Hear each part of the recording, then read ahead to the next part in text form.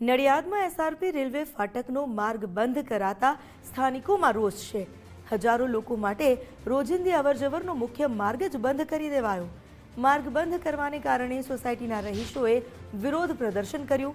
40 થી 45 વર્ષથી ઉપયોગમાં લેવાતો માર્ગ બંધ કરાતા લોકોમાં રોષ જોવા મળ્યો। સ્થાનિકોની સ્વરાજ્યની ચૂંટણીનો બહિષ્કાર કરવાની પણ તેમણે ચીમકી આપી છે। જો રસ્તો ફરી શરૂ નહીં કરવામાં આવે તો ચૂંટણીનો બહિષ્કાર કરાશે। માર્ગ બંધ થવાથી સ્થાનિકોને મુશ્કેલીનો સામનો કરવો પડી રહ્યો છે।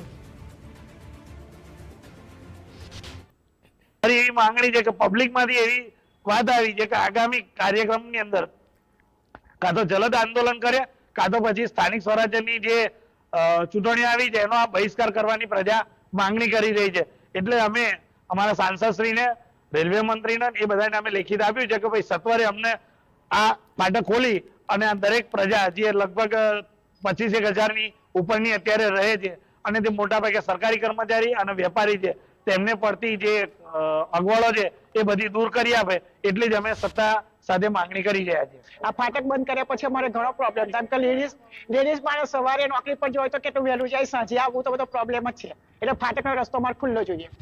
હું 2006 થી આ સોસાયટીમાં રહેવાય છું અને અમારી આજુબાજુની સોસાયટીમાં બહુ બધી વસ્તી છે અને જ્યારથી આ 10 દિવસથી રેલવે ફાટક બંધ કર્યું છે ત્યારથી અમને અવર જવરમાં બહુ જ તકલીફ પડે છે।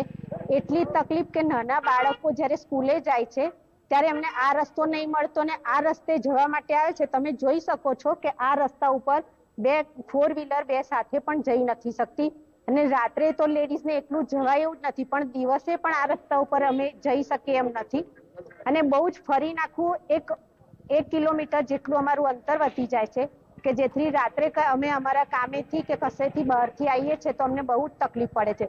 જો આ રસ્તો અમને સમયસર ખોલી આપવામાં નહીં આવે તો અગાઉની ચૂંટણીમાં અમારી આટલી બધી સોસાયટીમાંથી કોઈ પણ માણસ તમને વોટ આપીશું નહીં।